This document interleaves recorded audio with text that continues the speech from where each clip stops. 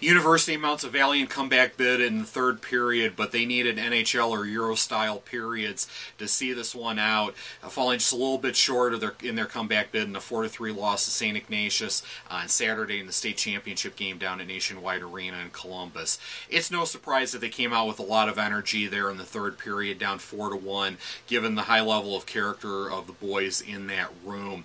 They got the early goal they needed from Robbie Angolia, but they really needed that second goal to come in the opening half of the third. That way you make Ignatius have to think about it a little bit more. You obviously have a little bit more time in turn to find that equalizing goal, but they got the goal with 39 seconds left to make it 4-3, but at that point all hands are on deck. You got to pull Silver for an extra attacker and try to mount one last rush up the ice, and they just couldn't get it. It was enough for Iggy to be able to see it through there and win their fourth state championship, third undisputed, but we'll get to that situation there in a moment. Tough start, obviously, for U.S. giving up a goal 14 seconds in, but they minimized the damage well there in the opening period. Alex Silver with some big saves to keep it a 1-0 game going into the second. Then in the second, they get that power play opportunity, unsportsmanlike conduct penalty on Ignatius. I know the young man from Ignatius did not mean to do that, coming in on Silver like that, but you got to call that penalty at the end of the day. U.S. runs a great cycle there. Angolia to Clemens, over to Koch at the left bar to make it a 1-1 game. Really nice tic-tac-toe goal there by U.S., something that they clearly work on in practice, and it was executed to perfection in the state final. The problem was Ignatius had a great answer there 5 minutes into the second with a pair of goals from Zach Kiesel to make it a 3-1 game. I know Andre was not thrilled with that second goal. He thought that the whistle should have gone, that Silver had the cover on that.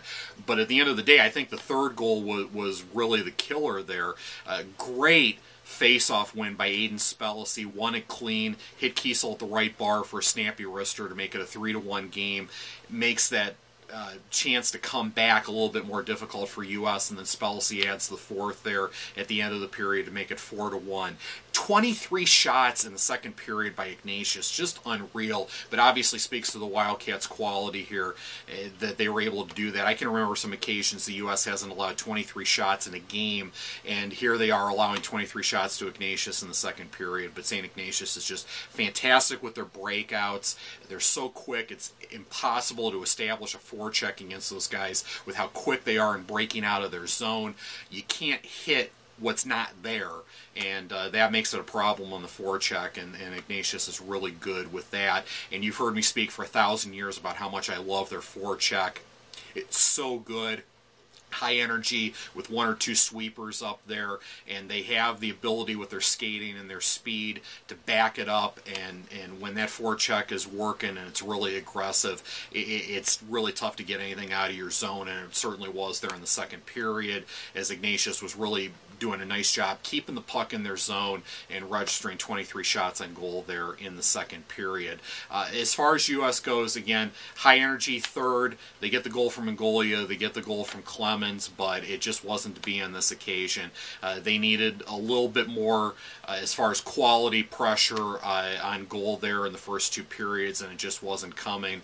It was really difficult to establish anything, and once they did get it going, it was 4-1, and they had to mount a comeback bid as best they could. But a quick word about Ignatius. I'm happy for Coach Pat O'Rourke and company.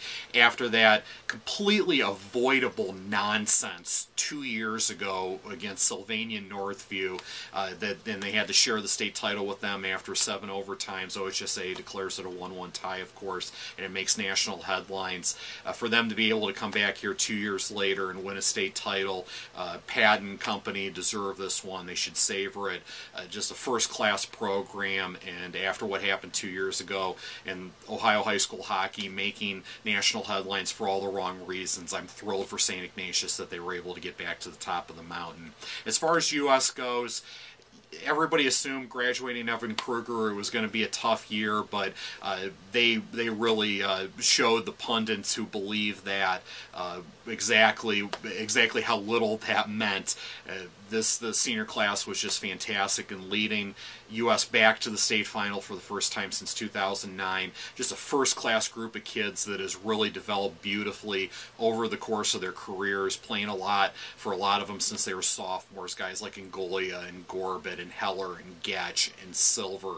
Just first-class guys in the room, first-class guys on the ice, and it was a pleasure to watch them develop throughout their careers. And it ends a step short of their ultimate goal, but U.S. has a lot to be proud of after a 4-3 loss to St. Ignatius on Saturday in the state championship game down in Columbus.